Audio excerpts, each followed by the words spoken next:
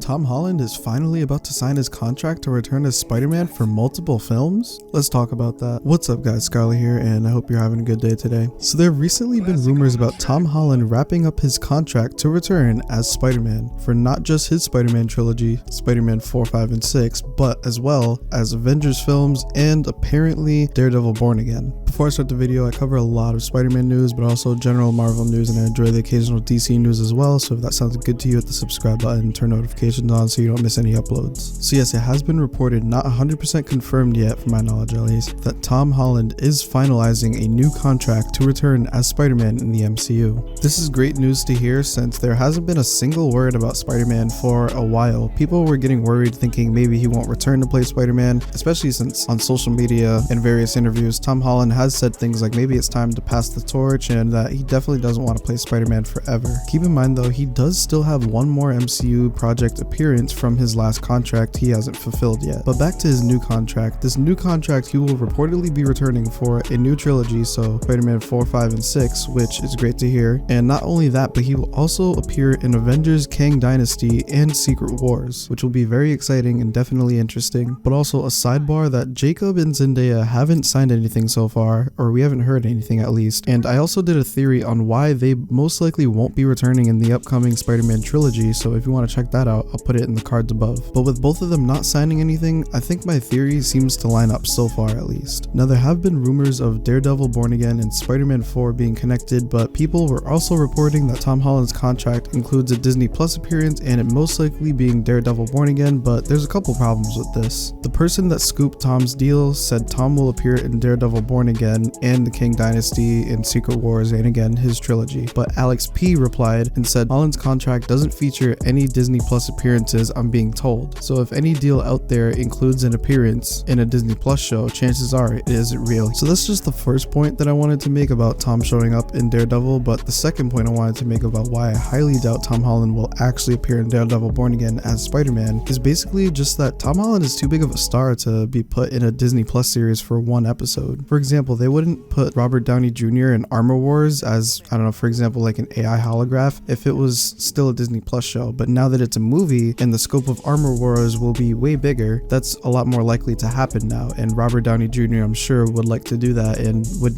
get paid handsomely for it. Tom Holland was paid apparently $10 million, but probably more, let's be realistic, just for No Way Home, so they wouldn't just stick him in one episode of a Disney Plus show that will basically just be chump change. It's not very likely we will see Tom Holland suit up as Spider-Man and fight alongside Daredevil in Daredevil Born Again. What's more likely though, but still not as likely, is maybe he'll show up in a post-credit scene to set up Spider-Man 4, or maybe somehow there will be a teaser of Daredevil teaming up with Spider-Man, but without showing Spider-Man in the show. But back to how they will more than likely be connected is through the Kingpin, because Kingpin is Daredevil's villain, but it's also Spider-Man's villain as well, so that will more than likely be the knot between a Daredevil and Spider-Man team up. So now in regards to the release date of Spider-Man 4, there still hasn't been anything concrete, but I want to give you guys like a realistic expectation or like perspective of when we might actually see Spider-Man 4 come out. There have been rumors of a summer 2024 release date, but Marvel moved Blade from the end of 2023 to sometime in 2024. So with that being said, they basically left an 8 or 9 month gap between when the Marvels come out next summer and as well Captain America New World Order in May. So now with Daredevil being 18 episodes, this show will run for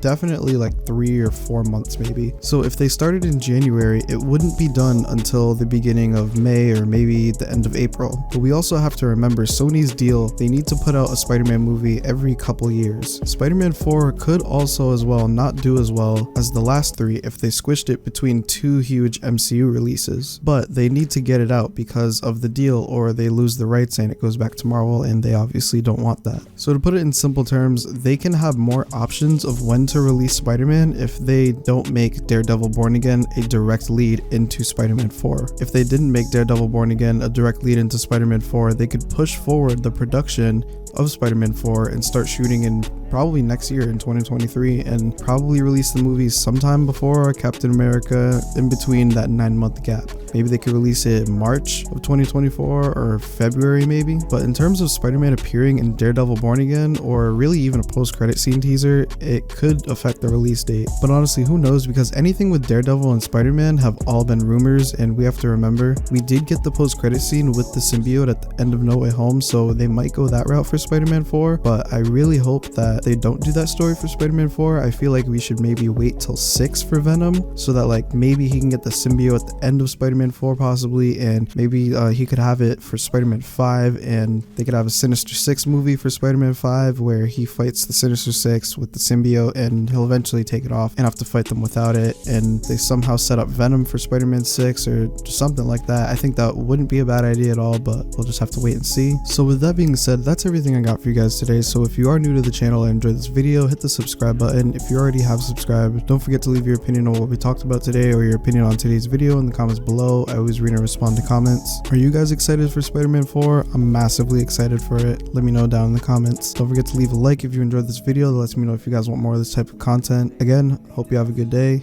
and hope you enjoyed the video. Until next time.